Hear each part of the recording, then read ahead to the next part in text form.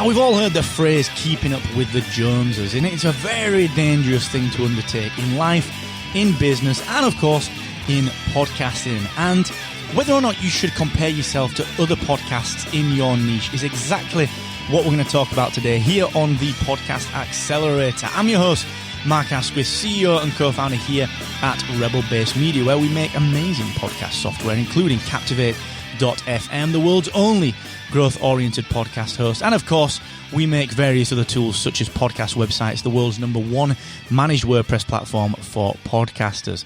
Now, we are going to dig into that topic in just 1 second, but before we do that, just a little reminder that the show is brought to you today by the team at AWeber, who help me with my email marketing. And the reason that I love AWeber so much is just honestly because they just help me to relate to you, the listener. So the second you end up on my email list, either through something that I put out or just because you want to stay in touch via updates, the second that you end up on there, AWeber takes care of everything. And it's very, very important that you, as a podcaster, build your own data set. Don't build your tribe based on rented land, such as Facebook. Okay?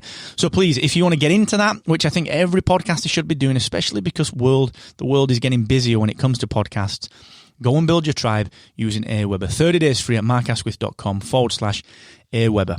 So, earlier this week, we had an interesting support request coming through Captivate. We got someone who had just launched their show, which is brilliant, asking the question that inevitably everyone asks when they launch their show, which is, how does my show compare on launch to other shows?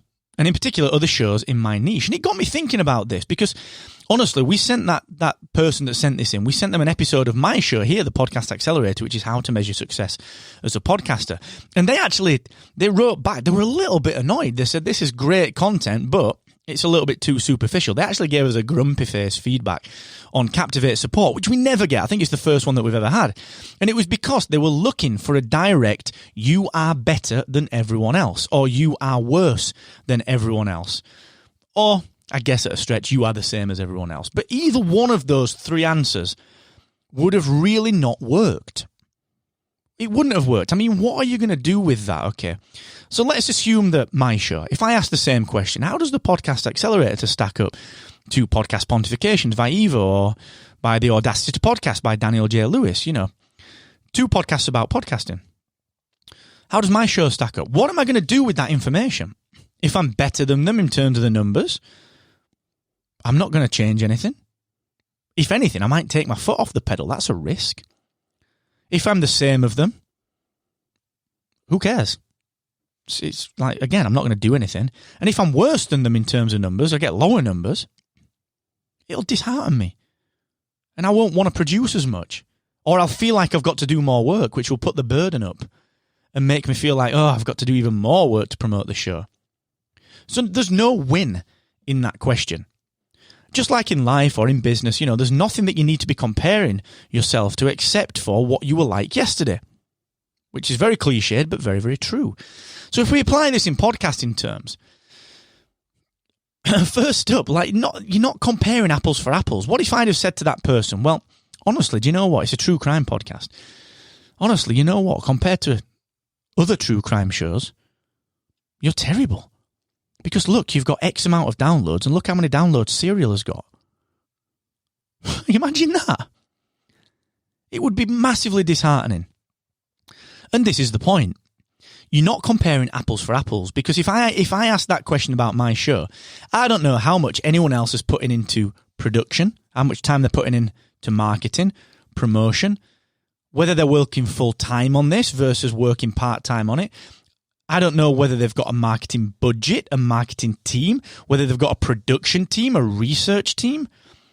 So unless you are comparing your show against a show which is set up in exactly the same way, the same budget, the same time put into it every week, the same team members, the very same release schedule, the same length, the same day that they publish, the same time that they publish, the same number of social posts, the same number of conversations, the same number of episodes per week.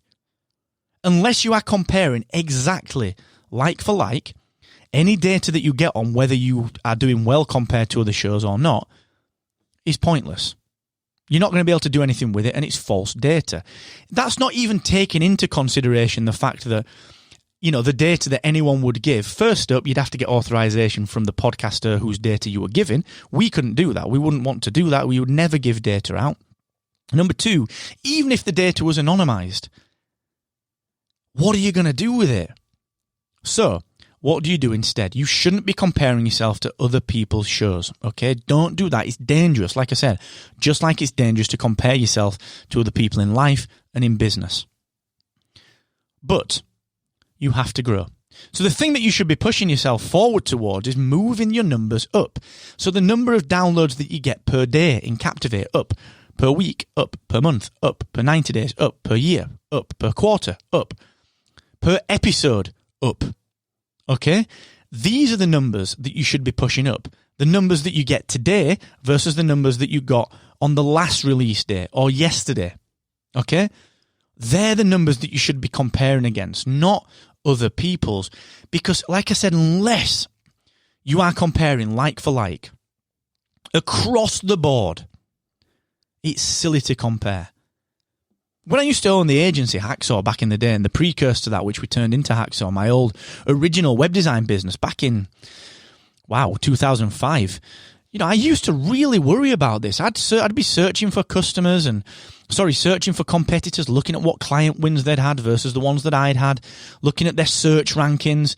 And I stopped after a couple of years because it was poison. It was keeping me back from focusing on forging ahead. And that's what you got to do in this world, in this life, with content, with marketing, with business, with anything that's number oriented, is compare yourself to yourself yesterday, the day before, the day after. Okay?